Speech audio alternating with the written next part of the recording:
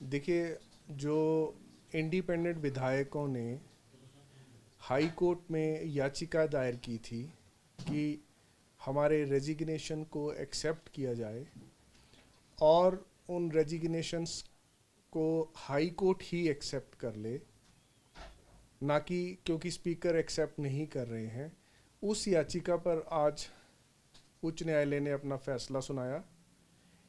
न्यायालय एक प्रश्न की जो याचिकाकर्ताओं की न्यायालय से गुहार थी, प्रेयर थी कि हमारे रेजिग्नेशन उच्च न्यायालय ही स्वीकार कर ले, उस प्रेयर को हाई कोर्ट ने रिजेक्ट कर दिया है।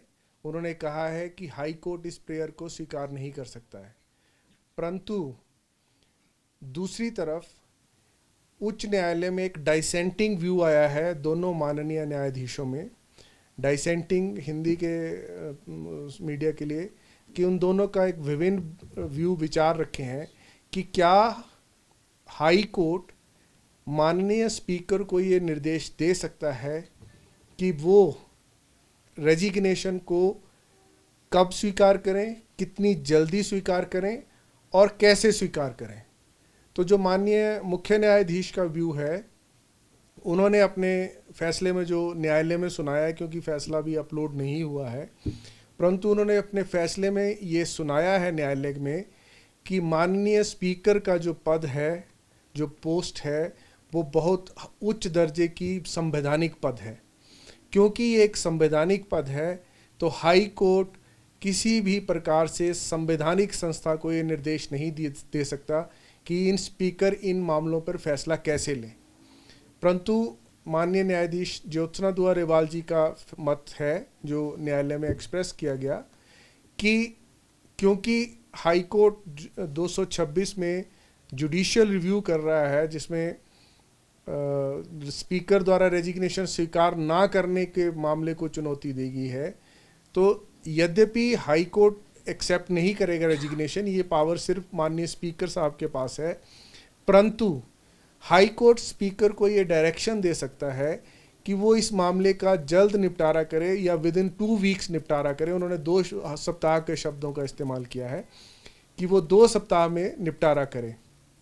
तो जब भी ऐसी स्थिति पैदा होती है, डाइवर्जेंट व्यू आता है, डाइसेंटिंग व्यू आता है, तो डिवीज़न बेंच जो है उस केस को माननीय तीसरे न्यायाधीश के समक्ष रखती है, जो प्रशासनिक स्तर पर माननीय मुख्य न्यायाधीश रखेंगे, और वो तीसरा न्यायाधीश उस मामले की पुनः सुनवाई करेंगे। तो उस सुनवाई के पश्चात जो भी फैसला माननीय तीसरे न्यायाधीश देंगे, वो फैसला अंतिम फैसला होगा। क्या वो देखिए, होगा लिमिटेड फैक्ट्स पर ही हो, लिमिटेड क्वेश्चन माननीय डिवीज़न बेंच ने बना दिया है, और वो प्रश्न जो तीसरे न्यायाधीश के समक्ष जाएगा, वो यही प्रश्न है, whether high court can direct the speaker to decide the issue in a particular manner or in a particular time। वो इशू कोर्ट ने बना दिया है, अब थर्ड जज उन्हीं पर ही अपना मत प्रकट करेंगे। परंतु न्यायालय में ये प्रेसिडेंट्स हैं, ये ऐसे प्रक्रिया रहती है, क्योंकि थर्ड जज ने उस केस को कभी नहीं सुना है। तो जब उन्होंने कभी उस केस को नहीं सुना, तो उन्हें पूरे केस को नए सिरे से सुनना पड़ेगा और सुनकर ही फैसला किया जा सकेगा। तो ये एक प्रैक्टिस है कि वो पूरी तरह से रीओपन होगा केस। ऐसे मामलों अभी मैंने जजमेंट पूरी तरह नहीं पढ़ी है, लेकिन जो मोटी मोटी जजमेंट मुझे ज्ञात हुआ है, जो न्यायालय में बताया गया है, माननीय मुख्य न्यायाधीश ने अपने फैसले में 2 बातों पे बहुत प्रकाश डाला है। एक कि स्पीकर का जो पद है वो बहुत ऊंचा संवैधानिक पद है, हाईएस्ट एस्टीम में रखा जाता है उस पद को। इस कारण इस गरिमा में पद को हाई कोर्ट डायरेक्शन नहीं दे सकता है, उन्होंने ये बहुत स्पष्ट किया है। परंतु जो जस्टिस ज्योत्सना दुआ रेवाल जी की जजमेंट है, वो उसमें उन्होंने ज़्यादा एक्सप्लेन नहीं किया, तो वो अभी हमें पता नहीं चल पाया। तो जैसे ही जजमेंट अपलोड होगी, वो जनता की निरीक्षण के लिए, उनकी पढ़ाई के लिए वो वेबसाइट हिमाचल हाई कोर्ट पर अवेलेबल रहेगी। अगली तारीख इसमें अभी ये जो मामला है प्रशासनिक स्तर पर, एडमिनिस्ट्रेटिव साइड पर माननीय मुख्य न्यायाधीश जी के पास जाएगा। माननीय मुख्य न्यायाधीश फिर इसे थर्ड जज को रेफ़र करेंगे, और वो डेट जो है वो फिर कॉज लिस्ट में वो मामला लगेगा तब वो डेट आ जाएगी क्या automatic। इसका इस फैसले को उनकी सुनवाई पे तो कोई असर नहीं पड़ेगा? देखिए, ये बहुत संवैधानिक रूप से 3 इंडिपेंडेंट एमएलएज ने इस मामले को पेचीदा बना दिया है। अगर वो हाई कोर्ट को अप्रोच नहीं करते तो मेरा ये मानना है कि स्पीकर महोदय इस मामले पे तुरंत कार्रवाई कर रहे थे, क्योंकि उन्होंने जिस दिन हाई कोर्ट में वो डेट लगी उसी दिन की डेट उन्होंने पहले ही फिक्स की थी कि आप अपना जवाब दें, परंतु इस इन बिटवीन उस डेट को लगने से पहले उन्होंने हाई कोर्ट अप्रोच कर लिया।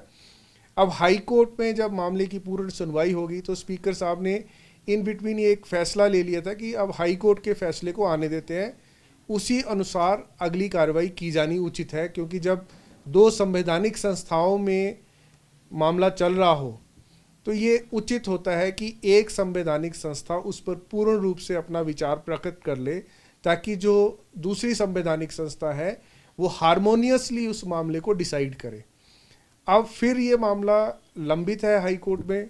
अगर स्पीकर साहब जो उन्होंने पहले अपना व्यू रखा है कि हाई कोर्ट में मामला लंबित होने की वजह से मुझे नहीं सुनना चाहिए, आगे की कार्रवाई को बढ़ाना नहीं चाहिए, अब लगता है क्योंकि ये मामला एक कॉन्स्टिट्यूशनल इशू बन गया है, प्रश्न बन गया है कि क्या संवैधानिक संस्था को हाई कोर्ट इस प्रकार से निर्देश दे सकता है, तो मेरा ये पर्सनल मत है कि माननीय स्पीकर साहब को अब थोड़ा और इंतज़ार करके इस फैसले का पूर्ण रूप से निपटारा हो जाना चाहिए हाई कोर्ट से। एक बार हाई कोर्ट से मामला पूरी तरह से समाप्त हो जाए, वो इंडिपेंडेंटली बिना किसी प्रकार की हाई कोर्ट की इंटरवेंशन से या बिना और किसी प्रकार से वो इंडिपेंडेंटली अपना मत व्यक्त कर सकते हैं। और दूसरी बात, माननीय मुख्य न्यायाधीश ने अपने फैसले में ये भी क्लियर किया है कि उन्होंने जो रेजिग्नेशन है वो जेन्युइन है या ठीक नहीं है या ठीक है, उस पर किसी प्रकार का कोई मेरिट पे मत व्यक्त नहीं किया है। तो उनका कहना है कि ये मेरिट पे जो ये मत व्यक्त करना ये माननीय स्पीकर का क्षेत्राधिकार है, तो हाई कोर्ट इस मामले में किसी प्रकार से कोई मत व्यक्त नहीं करेगा।